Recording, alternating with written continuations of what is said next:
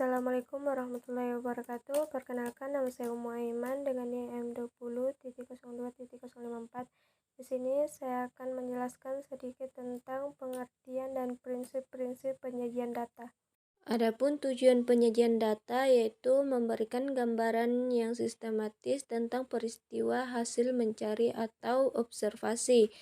Data lebih cepat ditangkap dan halus, memudahkan dalam membuat analisis data, membuat proses pengambilan keputusan dan kesimpulan lebih cepat, tepat, dan akurat.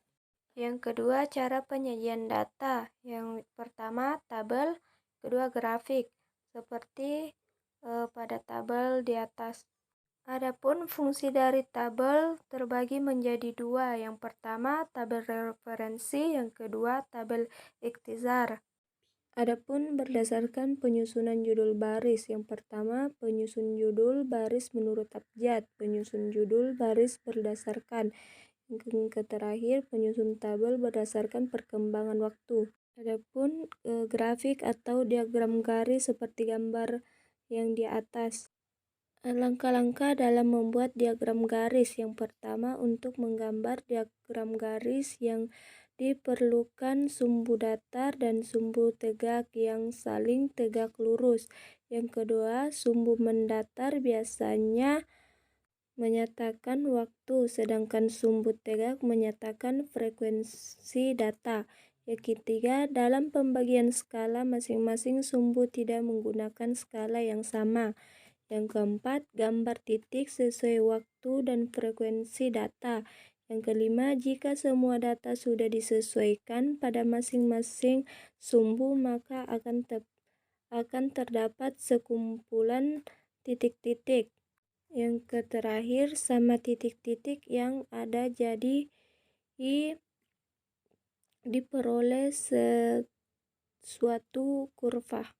Adapun grafik diagram batang seperti gambar yang di atas. Adapun langkah-langkah dasar dalam pembuatan diagram batang seperti yang di atas. Adapun grafik diagram lingkaran seperti gambar di atas. Itu pun langkah-langkah dalam membuat diagram lingkaran seperti berikut. Histogram merupakan grafik batang yang disusun secara teratur dan berhimpitan satu dengan yang lain tanpa ruang antara. Poligon, kapan pada titik-titik tengah dari histogram depan dengan garis dan batang-batangnya dihapus, maka akan diperoleh poligon frekuensi. Grafik peta. Grafik peta atau peta diagram berupa peta biasa terdapat pada instansi yang mempunyai wilayah kerja seperti puskesmas, desa, dan kecamatan, digunakan untuk mengetahui hal-hal seperti batas desa, lokasi, misalnya puskesmas, kantoran, atau kantor kecamatan. Yang terakhir, dapat juga digunakan untuk menyatakan letak suatu produksi daerah atau tempat pemukiman penduduk, dan lain-lain. Mungkin itu saja dari saya. Sekian dan terima kasih.